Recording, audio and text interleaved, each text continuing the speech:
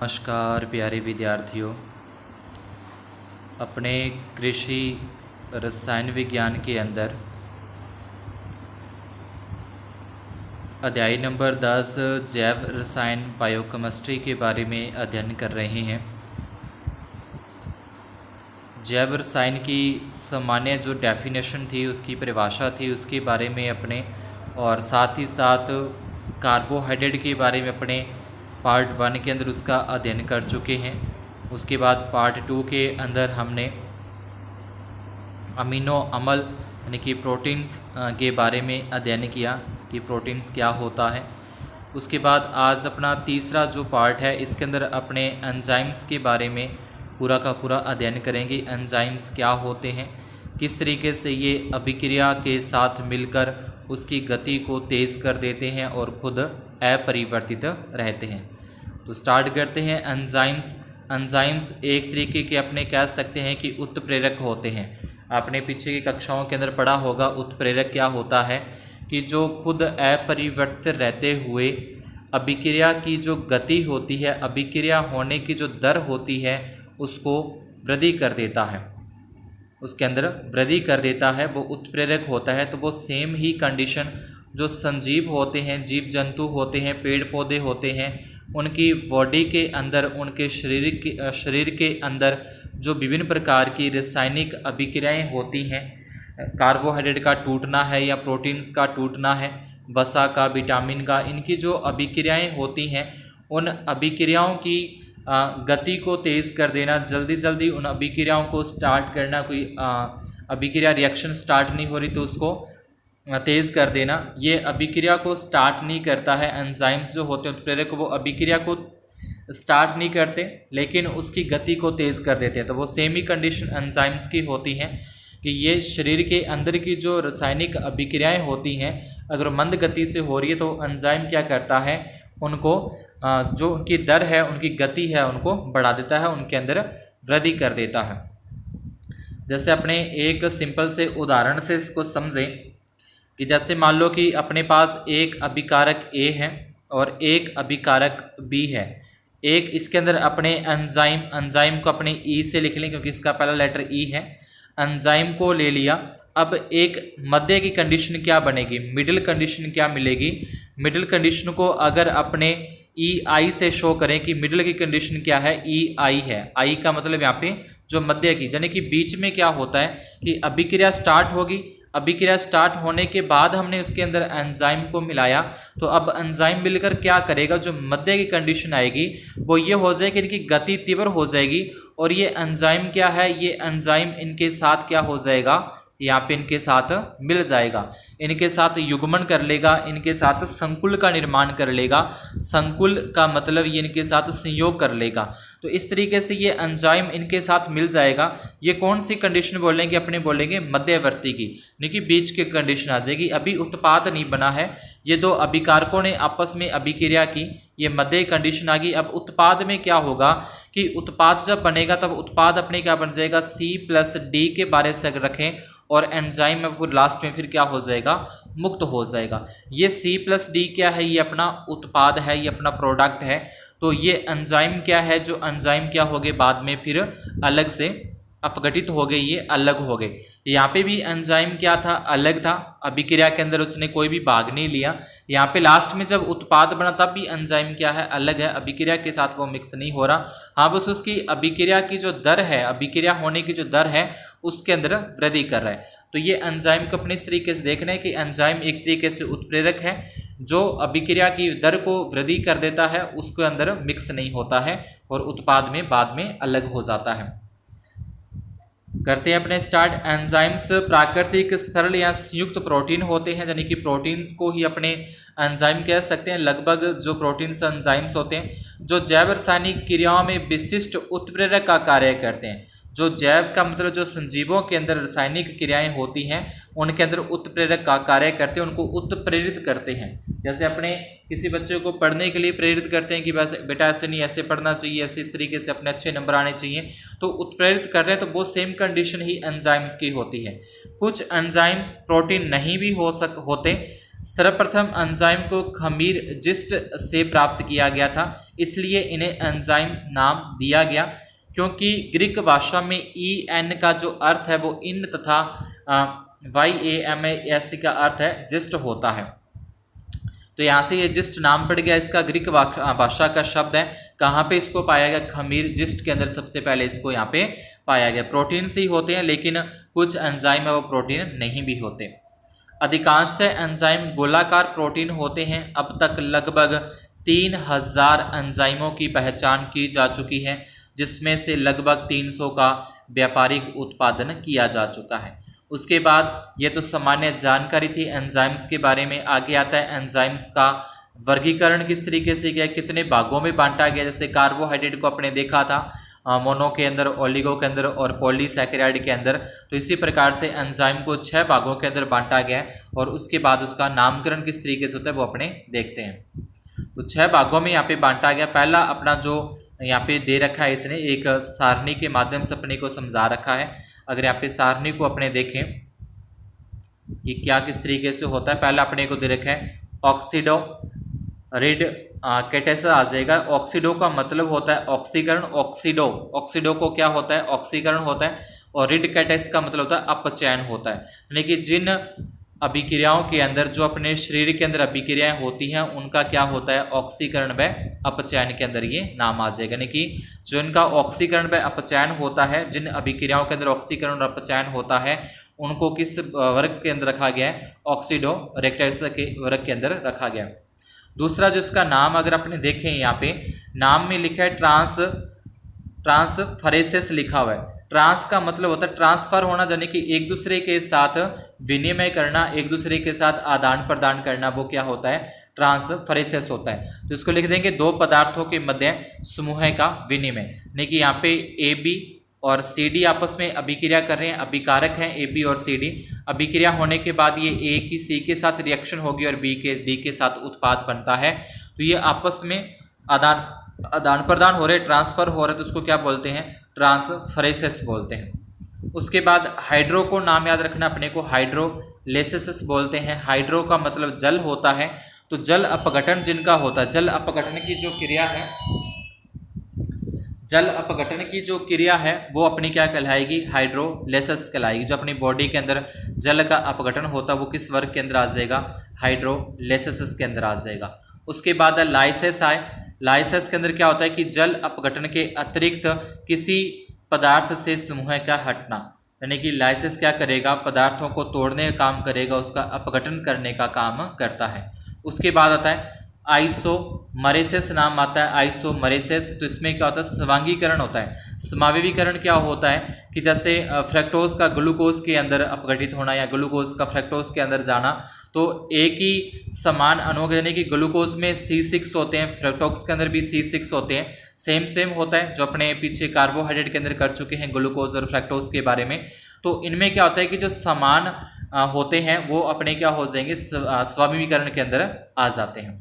उसके बाद लाइगेसिस आ जाएगा। लाइगेसिस जो ATP के साथ युग्मन अभिक्रिया करते हैं। ATP क्या होती है? ऊर्जा की मात्रा होती है। ऊर्जा है वो ATP के अंदर ली जाती है। तो ऊर्जा की मात्रा यानी कि किसी ना एक ATP या 2 ATP या 3 ATP के साथ उस अभिक्रिया के अंदर युग्मन होता है। यानी कि अभिक्रिया के अंदर क्या होता है? संयोग होता है। संयोजक जो अभिक्रिया अपने बोलते हैं वो इसके अंदर होती है। किसके माध्यम से? ATP के साथ होती है। किस वर्ग में होती है? लाइगेसिस के अंदर होती है। तो इसके नामों से अपने को याद रखना है। ऑक्सीडो के अंदर मतलब ऑक्सीकरण और अपचयन वाला आ जाएगा। ट्रांसफेरेसिस का मतलब हो जाएगा 2 पदार्थों के मध्य समूह का आ जाएगा विनिमय। हाइड्रोलेसिस का मतलब हाइड्रो मतलब जल के साथ अपघटन होता है। लाइसिस का मतलब जल को छोड़कर वैसे अपघटन होता है। उसके बाद आइसोमरेसिस होता है, जिसमें क्या होता है? समान जो होते हैं उनका समावेशीकरण अभिक्रिया इसमें होती है। उसके बाद लाइगेसिस है। लाइगेसिस ATP के साथ इनका क्या होता है? युग्मन अभिक्रियाएं होती हैं। इसके बाद बात करें अपने इसमें नामकरण की, तो नामकरण क्या आता है कि सामान्यतः एंजाइम का नाम लिखते समय सब्ट्रैक नाम के अंत में अनुलग्न ASE जोड़ देते हैं। एंजाइम जो है, एंजाइम को अपने किस नाम से पढ़ेंगे? एंजाइम को अपने सब ट्रेस के नाम से पढ़ेंगे, जिसको अपने एस से शो कर सकते हैं, सब ट्रेस से। ये नाम है, आपको याद रखना। एंजाइम को मैंने पहले आपको ई से बता चुके हैं कि एंजाइम किससे शो होगा, ई से होगा। जो अपना इसका नामकरण लिखेंगे उसमें क्या लिखेंगे, सब ट्रेस के नाम से इसको लिखते हैं और अंत में एस लगाते हैं। जैसे अपने ये देखो पीछे अपने बड़ा सेस आ रहा है, तो इसका मतलब क्या है, एस इसके अंदर लगता है, एस। ठीक है, जोड़ से माल्टोस के जल अपघटन की क्रिया को उत्प्रेरित करने वाला जो एंजाइम है, माल्टोस की अभिक्रिया को जो उत्प्रेरित करने वाला एंजाइम है उसको क्या बोलते हैं, माल्टेस के नाम से जानता है। माल्टोस जो क्या है, माल्टोस एक अपना प्रोटीन से है, कार्बोहाइड्रेट है, तो उसका जल अपघटन होता है तो वो किस में चला जाएगा, माल्टेस एंजाइम इसके अंदर काम करेगा। कुछ एंजाइम्स दे रखे हैं अपने को एक सारणी में और उनके कार्य दे रखे हैं, कहाँ कहाँ से उनका उद्गम होता है, क्या उनके अंदर कार्य होता है, किस चीज़ का उत्पाद वहाँ पे बनता है। पहला इसमें आता है टाइलिन। टाइलिन कहाँ पे पाया जाता है, टाइलिन अपने जो मुँह की लार होती है, मुँह के अंदर जो लार अपने बनती है उसके अंदर कौन सा एंजाइम होता है, उसमें टाइलिन एंजाइम होता है। क्या काम करता है ये, पॉलीसैकेराइड से माल्टोस के अंदर परिवर्तित करता है, यानी कि पॉलीसैकेराइड के ऊपर ये अभिक्रिया करता है, उसके साथ अभिक्रिया करता है, उसकी दर को तेज करता है और माल्टोस इसमें क्या होता है, उत्पाद बनता है। तो टाइलिन मुँह की लार से किस पे क्रिया करेगा, पॉलीसैकेराइड के साथ किसके अंदर अपघटित कर देगा, माल्टोस के अंदर कर देगा। उसके बाद माल्टेस आता है। माल्टेस का जो अपने आंत होती है, आंत के अंदर जो रस होता है उसके अंदर ये माल्टेस पाया जाता है, किस पे अभिक्रिया करेगा, माल्टोस के, और किस में चेंज कर देगा, ग्लूकोज के अंदर इसको चेंज कर देगा। उसके बाद एमाइलोप्सिन आ जाएगा, जो कि अपने अग्नाशय होते हैं, अग्नाशय रस के अंदर ये पाया जाता है। ये भी पॉलीसैकेराइड है, पॉलीसैकेराइड किसके अंदर चेंज कर देगा, ये माल्टोस के अंदर इसको चेंज कर देगा। तो जो टाइलिन है, टाइलिन भी पॉलीसैकेराइड को माल्टोस के अंदर लेके जा रहा है, और जो एमाइलोप्सिन है ये भी क्या करेगा, पॉलीसैकेराइड को माल्टोस के अंदर लेके जा रहा है। ठीक है, ये जो टाइलिन है मुँह की लार के अंदर है और ये जो है अग्नाशय रस के अंदर है। उसके बाद पेप्सिन आता है। पेप्सिन काफ़ी नाम सुना होगा आपने, पेप्सिन ये कहा होता है, जो अपने उदर होता है, अपने पेट होता है, पेट के अंदर एक जठर ग्रंथि पाई जाती है, उस जठर ग्रंथि से जठर रस निकलता है, स्रावित होता है। ये क्या करेगा, प्रोटीन के साथ अभिक्रिया करेगा और किस में चेंज कर देगा, पॉलीपेप्टाइड के अंदर चेंज कर देगा। प्रोटीन के अंदर अपने पीछे पढ़ चुके हैं, पॉलीपेप्टाइड जो प्रोटीन है, प्रोटीन का जल अपघटन होता है, जल के अंदर वो घुलता है तो पॉलीपेप्टाइड बनते हैं। पॉलीपेप्टाइड को फिर जल के अंदर जब अपघटित होता है तो अमीनो अम्लों का निर्माण होता है, तो वो ये प्रोटीन किस में तोड़ देगा, पॉलीपेप्टाइड के अंदर। उसके बाद एक और नाम आता है, ट्रिप्सिन आता है। ट्रिप्सिन कहाँ से निकलता है, अग्नाशय रस के अंदर। ये क्या करेगा, प्रोटीन और जो पॉलीपेप्टाइड है, प्रोटीन और पॉलीपेप्टाइड को इसमें चेंज कर देगा, पेप्टाइड के अंदर चेंज कर देगा। उसके बाद लाइपेस आता है। लाइपेस भी उदर के अंदर जठर रस के द्वारा ये किस पे क्रिया करेगा, वसा पर करेगा और ग्लिसरॉल और वसीय अम्ल का निर्माण ये कर देता है। वसा वास्तव में क्या होती है, वसा वास्तव में ग्लिसरॉल और वसीय अम्ल से ही वसा का निर्माण होता है। उसके बाद सातवां है डीऑक्सीराइबोज न्यूक्लियस और राइबोज न्यूक्लियस। ये कहाँ पाया जाता है, ये आंत के अंदर अग्नाशय रस के अंदर डीएनए और आरएनए के साथ करेगा और ओलिगो तथा मोनो न्यूक्लियोटाइड का निर्माण ये करता है। ओलिगो तथा मोनो न्यूक्लियोटाइड का निर्माण करता है। उसके बाद इसके आते हैं एंजाइम के गुण धर्म आते हैं, किस तरीके से एंजाइम होते हैं। तो ये पहला अपने को दे रखा है कि ये रंगहीन ठोस पदार्थ है, ये रंगहीन ठोस पदार्थ हैं, जल एवं लवणों के तनु विलयनों के अंदर ये विलय हो जाते हैं। दूसरा पॉइंट की बात करें, इनका आणविक द्रव्यमान होता है, इनके अणु का द्रव्यमान होता है। इनकी प्रति है, जिनकी जो प्रकृति है वो कोलाइडी होती है, कोलाइडी प्रकृति के होते हैं। कोलाइडी अपने पीछे कर चुके हैं, कोलाइडी प्रकृति के होते हैं।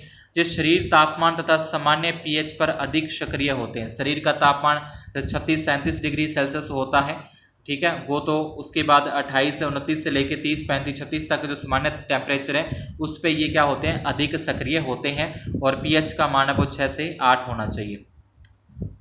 उसके बाद ये है अगला अपना गुणधर्म, जो ये अति विशिष्ट होते हैं। अति विशिष्ट मतलब कि ये जो एंजाइम है उस एंजाइम का एक पर्टिकुलर कार्य होता है, उसका एक विशेष कार्य होता है, वो एक विशेष अभिक्रिया के साथ ही वो करेगा, ठीक है, अदर के साथ वो नहीं करेगा,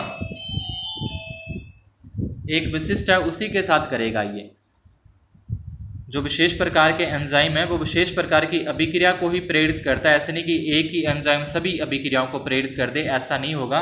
एक एंजाइम सभी अभिक्रियाओं को प्रेरित नहीं करता। ये जो एंजाइम है वो एक ही सेम जैसी अभिक्रियाओं को ही प्रेरित करेगा। अलग अलग एंजाइम है, अलग अलग अभिक्रियाओं को प्रेरित करते हैं। इनकी सक्रियता कुछ कार्बनिक एवं अकार्बनिक पदार्थों द्वारा नियमित या कम की जा सकती है। इनकी अत्यंत कम मात्रा ही अभिक्रिया के उत्प्रेरण के लिए पर्याप्त होती है। इनकी अत्यंत कम मात्रा ही अभिक्रिया, यानी कि बहुत थोड़ी सी मात्रा से ही जो अभिक्रिया की दर है वो बढ़ जाती है। इनकी उपस्थिति से अभिक्रिया की दर जो है 10 की घात 20 गुना तक वृद्धि हो जाती है, यानी कि 10 की पावर 20 गुना तक बढ़ जाती है थोड़ी सी मात्रा ही मिलाने पर। इसके बाद अगला आता है कि एंजाइम क्रिया किस तरीके से करता है। जिसके अंदर भी एंजाइम को मिलाया जाएगा, जिन अभिकारकों के अंदर एंजाइम को मिलाया जाएगा उनके साथ किस तरीके से ये क्रिया करता है, किस तरीके से उसकी क्रिया विधि को तेज करता है, उसकी दर को बढ़ाता है। तो यहाँ पे आ जाएगा कि एंजाइम जैव रासायनिक अभिक्रिया के पथ को बदल देते हैं जिसमें अत्यंत कम संकीर्ण ऊर्जा पर संक्रमण अवस्था प्राप्त हो जाती है। यानी कि बहुत ही कम ऊर्जा उसको देने पर, यानी कि स्टार्ट करने पर, बहुत ही कम ऊर्जा से स्टार्ट करने पर उसमें जो संक्रमण अवस्था प्राप्त हो जाती है, इसलिए वेग है उसका बढ़ जाता है। एंजाइम में सक्रिय केंद्र होता है जिस पर सबस्ट्रेट से क्रिया संपन्न होती है। किससे संपन्न होती है? सबस्ट्रेट से क्रिया संपन्न होती है। जो एंजाइम का नामकरण अपने किया था उसमें सबस्ट्रेट से क्रिया संपन्न होती है। एंजाइम की क्रिया निम्न 4 पदों के अंदर संपन्न होती है। ये अपने को 4 पद दे रखे हैं, समझते हैं किस तरीके से है। पहला अपने को दे रखा है एंजाइम का मतलब ई हो गया, सबस्ट्रेट मतलब क्रियाधार जिसको बोलते हैं, इसको अपने एस से शो करेंगे कि क्रिया से एंजाइम सबस्ट्रेट संकुल बनता है, यानी कि दोनों आपस में क्या होते हैं? संकुल बना लेते हैं, दोनों का संयोग हो जाता है। ई का मतलब यहाँ पे एंजाइम हो गया, एस का मतलब यहाँ पे सबस्ट्रेट हो गया, दोनों क्या बना लेंगे? एक यौगिक का निर्माण कर लेंगे, एक संकुल बना लेंगे। अब इस संकुल का एंजाइम मध्यवर्ती संकुल में परिवर्तन होता है। जब इसमें एंजाइम मिल जाता है तो उसकी अभिक्रिया तेज होती है, तो एक मध्यवर्ती संकुल का निर्माण होता है। लेकिन ये जो संकुल बना है, इस संकुल से किसके बाद क्या आ जाएगा? एक मध्यवर्ती संकुल आ जाएगा, जिसको अपने ई के नाम से शो करते हैं।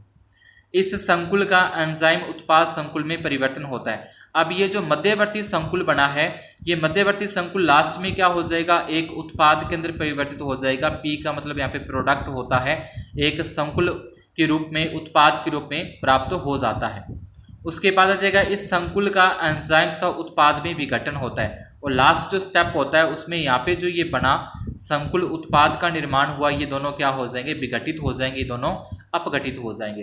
तो पहले एंजाइम और सबस्ट्रेट का क्या होता है? संकुल बनता है। संकुल बनने के बाद क्या होता है? मध्यवर्ती कंडीशन आती है।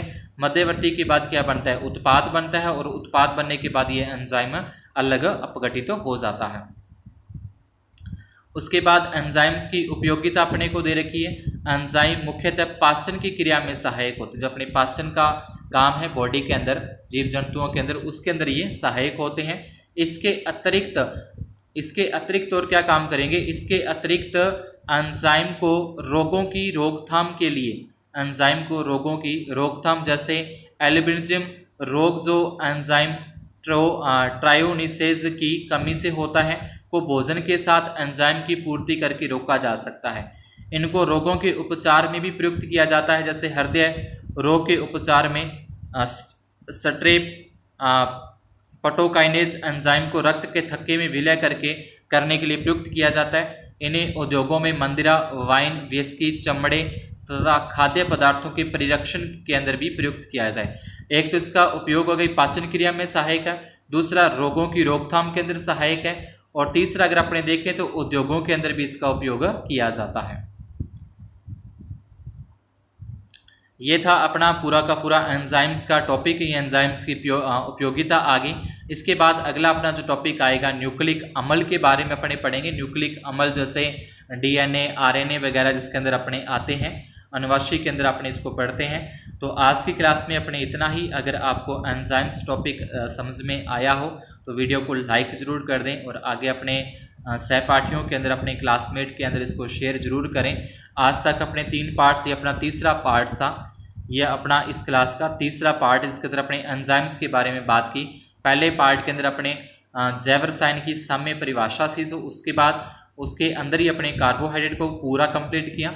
दूसरा, उसके बाद अपने प्रोटीन्स जो था, प्रोटीन के बारे में, प्रोटीन की परिभाषा, प्रोटीन के गुण वगैरह। उसके बाद प्रोटीन के बाद इसके अंदर अपने अमीनो अम्लों के बारे में बात की। अमीनो अम्लों की जो क्रियाविधि थी, किस तरीके से पेप्टाइड बंध का निर्माण होता है, उसके बारे में अपने अध्ययन किया। और आज की क्लास के अंदर अपने एंजाइम्स को कंप्लीट किया है। ऐसे ही नेक्स्ट क्लास के अंदर अपने न्यूक्लिक अम्ल और उसके बाद जो अपने विटामिन्स वगैरह और बस्सा बचते हैं, लिपिड बचते हैं, उसको भी कंप्लीट करेंगे। तो धन्यवाद, शुभ दिन।